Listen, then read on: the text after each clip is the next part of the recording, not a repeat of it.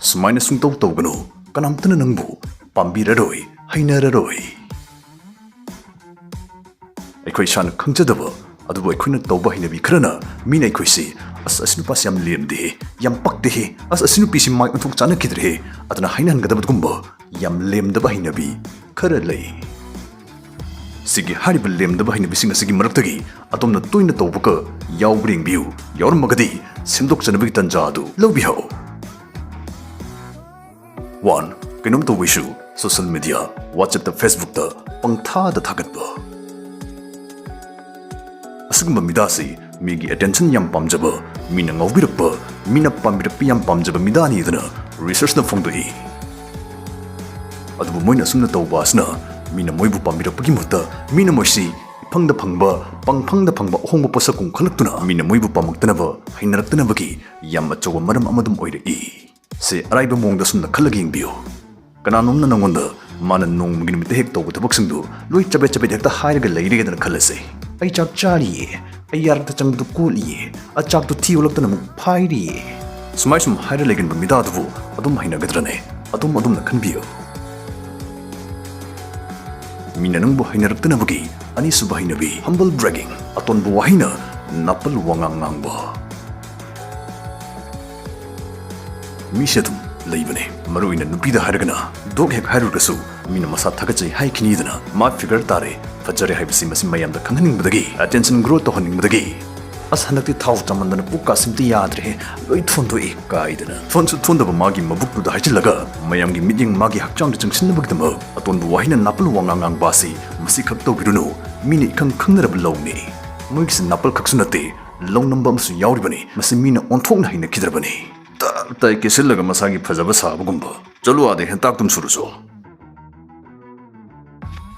Hello friends hosikan se hingbada sel changwi chang asum hengalakle sigumba matamsta akaknaba mafum matam haiba malaitana anywhere to get stable income sendong khara ta orga su tanbe aba platform miyamna pamnarakle aduna ngasidi platform amagi matangda haijanongge maduri mastagi adumna live match sing yengaga kanana thwini kanana poni haiba du predict tawbiraga selgi mana mathum sing yam chawna phangbi ya hali sida game si makhal mathil mayam ama yauri Powerful crash games yauri aduga sigi platform si Barcelona PSG MD Serie A gi official partners oiri interest leibasing promo code si snurger start toraga hanba deposit to matamda laibak faragadi ₹1,30,000 amadi 150 free spins phangba yabagi khudong chaba piri pamibasing link amadi promo code pin comment amadi description dagi phangbigani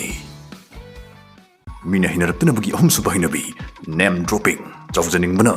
atopagi ming siznaba Mina luna longnabani maruina khannabani dana wari watai shamatamda hema malini doi khoyangamni ai samcheta hala sawrini hikka yam leibani kaidana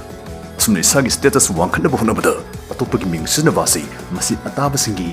na yam sagat pathabamni nupi dasu yam leibani james tengonda para post orami manaw bidoino hundo mani kaidana yam hekta haijeningba aswali kaisubu pan ka yobi bro ya aragadi ming singdu ma madamada comment dawiramu Mina hinaraktanaba mari suba hinabi mi pulaga sel sungsat sattaba sel si uda wada pande haibasi masi mamangi matamdagi hongnadum ishaw langda sinaraba wani hingbada ijat sisu maru ui kanbiragadi mi pulakpada sel satpa khara tambiyo Mina sinupasi asinupisi khetpadi phajana kanbani hi hainan khigadabagi saruk yumda lehawba mi pulhawdabani hena saruk cham hena fai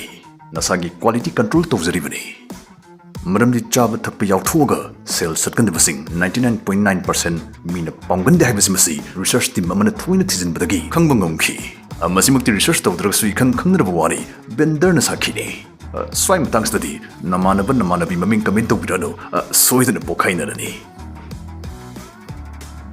mina hinaraktanaba manga suba hinabi wa marak thadba maruina mi pulakpada mayamduki pungning changpham Center of attention oibasi masi mi ayambana loi pamnai hero heroine gi wakal khanjari pani kaino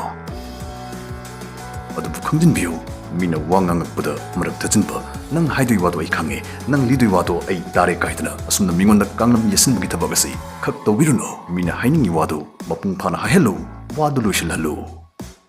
wa marak thatpasna mina nangbu moina traga moina haidori wado mamalletana khanbugum phondura nangbu hainarakna bugi yam achuba maram ama oirei Number 6. Migi mapun masay wairudadi matam chana thillu. Migi mapun wairudagadi yarikai thuna mathau hek loibaga thinbikho. Pirol uragadi fazana suduaga street daga thinbiyo.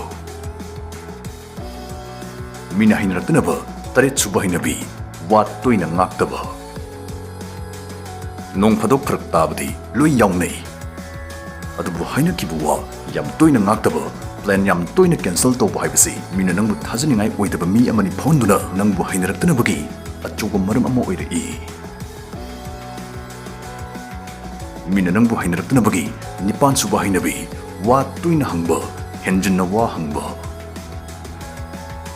Hoi matang chana mari lenaba wa hangba haibasi masin loksing hengatnaba amadi wa ngangi midudasu aigi wasi tadi tabiri mane haiba phawanduna migi mapungning sun nungai henba potne. Adubu jackson biu jinna wari sanabdubu oiro message thanabdubu oiro jagat wang hangjinba haibasi masi mi loina tinabagi kaladadi yam jagatnaba yam mina hainadaba matone. Kambal chawai oigera pukchel pikpagi oigera message kudingi kanaga chaliba kaidawi chaliba chattaba yadro kaidana. Sumaina panghangta hangjinba asisu amaduna nangbu onthongna pamaktanabagi onthongna chawkhriba maram ama oiribane. Mina pamaktanabagi mapan suba hainabi dropping a personal bomb hawbu sapa phakpa. Hoi thamoi singba pukchel singba sem phai. Honesty is the best policy hainaribane. Masna ikhoigi punsigi mamisi atopasingda taru ta handoribane. Adubu kaubiroi pukchel senglibani yadana ngarang handa khangnaba magul khangdriba misingda adongi hakchinba personal be wari singkhak sadok loidabani lithok loidabani. Nungsin nungol mari de lebanu panu pising khon meng tetha ngangna bu deida masam sagi thamoi do betre pethokna rakanda masagi hakchinba natraga magi mungi personal be wakasi masi do hem thaitok peoi. Nungsin sapan bai tone asum nangaingam da maka phungan bakangu se masimin hundok piramba lapthok pikhibagi thopasu wangalli. Hawbuga khoi badu yu yam thai imaga nungti khanai na wari huzaladi amadi mapungda is moida leredi nungai ro he habis kuma negative oi wakal se pokina bagi amadi masigi hakandagi tombo pamakna bagi maram amoire. Mangal Naipi Girls Hostel DM College of Science ki Mathematics Department ki HOD Oramba Hidrom Jayant Kumar ki lamjing makhada Langthawal Kunja Awangleikai Kanchipurda nongna hangjaba class 7 dagi 10 fawgi nupimza singi akhana hangjaba Girls Hostel nei Mangal Naipi Girls Hostel asigi thodoklaba features khardam panjarabada comprehensive classes subject khudimak well qualified oiboza singdana takpigani concept mastery asonba satra singda akhanaba ahenba meeting jingbiba real life skills school gi curriculum wang malanba punsine hingda tasingna siznaba yaba mahitagi special classes, ideal environment, satra singba pukning litana larik paba yahanba, equal ki hostel ni, nutritious meals, hakchang da masi oiba chinjak singta maglangi, flexible learning, hostel asda leiraga atopa coaching center doina, private tuition chatpa yabagi khudong jabsu kizari, doina van service ki khudong jabsu phangbigani, punsida mai paktaba yade, mithui mihendaba yade khanba satra singtana, ngasimak pau phobirau, August 13 fawgi oina admission fees 50% off pizari, akupa marol gidamag screen hapsari number slida, ngasimak pau phobirau, Mangal Naipi Girls Hostel, your guiding light to excellence.